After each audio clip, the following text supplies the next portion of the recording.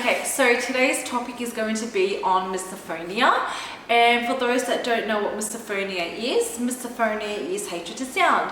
So I'm just going to tell you, like, for example, anyone that actually knows hatred to sound will relate to everything that I'm going to tell you today.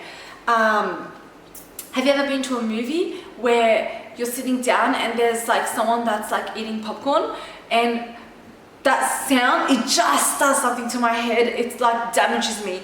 Whether or not I wear earplugs, headphones, I am now focused on that noise and it does my head in. So I get into this rage and a stress level where that's it, my focus is just there at that particular person or people who are eating the popcorn really loud. And when I mean loud, it's like one after another, like constant. It does my head in, and I think like it ruins the movie. Like, should I be watching the movie or should I be watching them eat their popcorn? Now obviously I should be watching the movie, but reality is I can't. It does my head in. All I want to do is look at that person, slap them in the face and tell them to effing eat properly. You know, it's not that hard. But obviously they might enjoy their food, their whatever they're doing, however they're eating, but it does not sit well with me. That's only like one of them. I remember once I was on the airplane. Not sit well with me. That's only like one of them. I remember once I was on the airplane and it's time to sleep, and I'm so sleep deprived. I was so sleepy. And when you're sleepy, the misophonia, it gets worse. I don't know what it is. The hatred to sound, it's like you need to sleep. That's all you need to do. You don't want to hear any other noise, nothing. Even though I got earplugs, headphones, cushion and a pillow over my head, okay, squishing into my ears like this, okay, the guy in front of me, just across on the other, in the middle lane, is eating a packet of chips. His hand goes into the chips and it goes, oh my goodness, I died. If I tell you I died, I died. My husband was like, are you normal? Suck it up. You got to deal with it. And me, I am just giving that man death stares. Lucky he didn't turn around and look at me. Honestly, like, it was to the point where I was crying from anger, from frustration. Oh, I can't explain it to you. Like, even just thinking about it is giving me like the chills of that man. Now, what can you do in a situation like that? Can you actually move away from the situation? Can you change seats with anybody? Not really, you know, and I've already got the earplugs, got the headphones, closing my ears, but this man is just right in front of me. I don't know how I got through that, but I wanted to punch him in the face, and I think I was that close in actually doing it. I actually wanted to say to him, excuse me, do you think you can like stop eating chips? Or realistically, how about that kind of stuff be illegal on the plane? Like, misophonia is something where it hasn't really been out for a very long time with the diagnosis, but I've had it since I was a child, okay? And following some of the patterns of how I was as a child till now, it actually hasn't gotten any better, okay? And it has affected my life. Every single day I'm affected by this, okay? Yes, I move the environment accordingly to me so I can feel comfortable, so I can feel safe, and so I don't get distracted by the noise. Now, as a child, I was always easily distracted, okay? My report, Ebru, easily distracted. Next report, Ebru, easily distracted. Easily distracted. Yeah, if they keep tapping or breathing loud or eating the chips by rattling, of course I'm going to be easily distracted, you know? But I never knew the name of what it was that I had until probably about 8 years ago. And it's quite interesting when I found out that there was a name for it. Oh my God, there's a condition. We've got something. I was like, wow, there's a name for what we have. Prior to that, felt like I was the only one, felt like I was alone, felt bullied many occasions, and felt like I just had to deal with it, that I had to listen to that sound. No, I did not need to listen to that sound, okay? It doesn't help to listen to the sound. Okay, some people say maybe like listen to the sounds in small portions or soft volume. Eventually you get used to it. I've tried that. It doesn't work, okay? It does not work.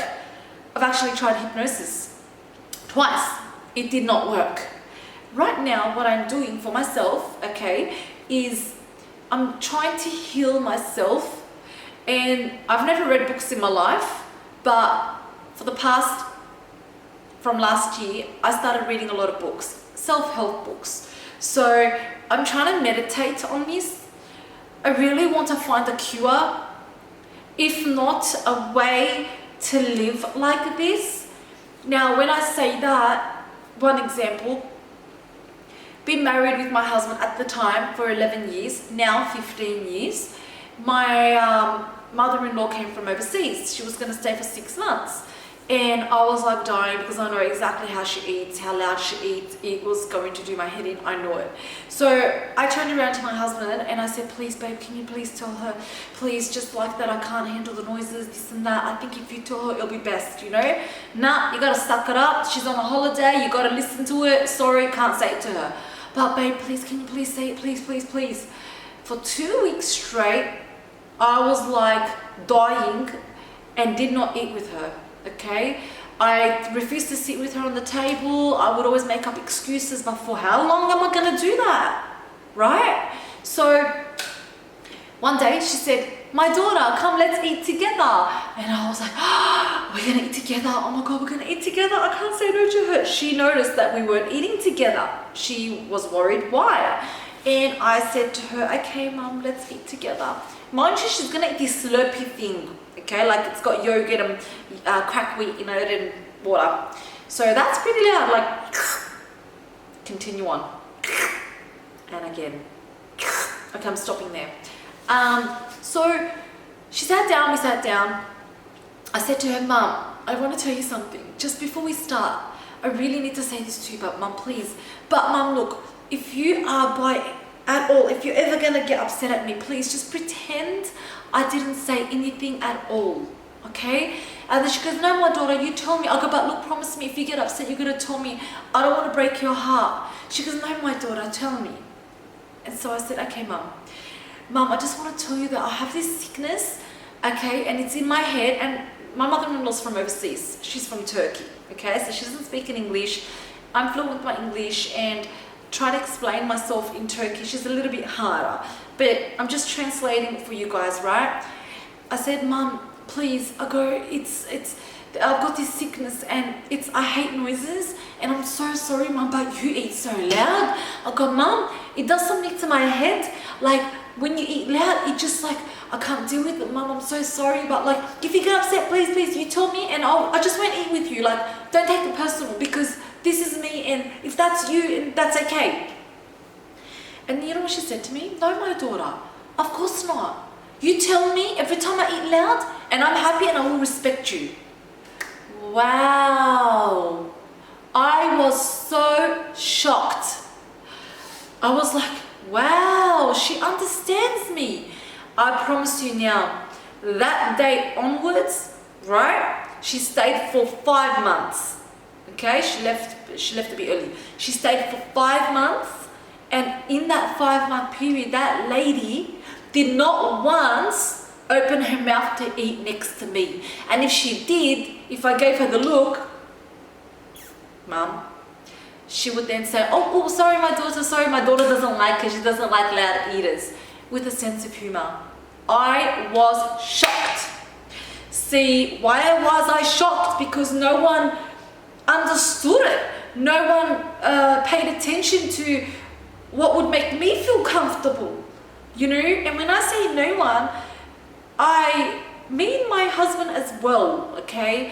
From that day, I turned around to my husband and I said to him, wow, it took me 11 years to try to get you to even understand me, whereas your mother did it with a split second.